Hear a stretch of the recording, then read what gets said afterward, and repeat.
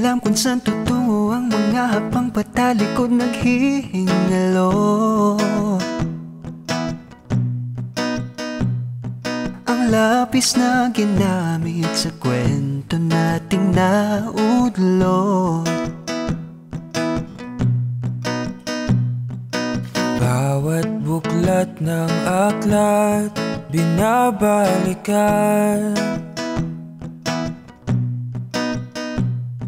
mga liham na ang laman, ligayang dala, ikaw lang ang may akda. Sa lahat ng mahinang sinulat ng talanay, ikaw at ikaw pa rin. ang iyong kong paulit-ulit kong babalik-balikan. Sigaw ay ikaw pa rin. Patuloy kong panghahawakan ang iyong mga salitang hindi na nakikita sa tingin ng iyong mga mata.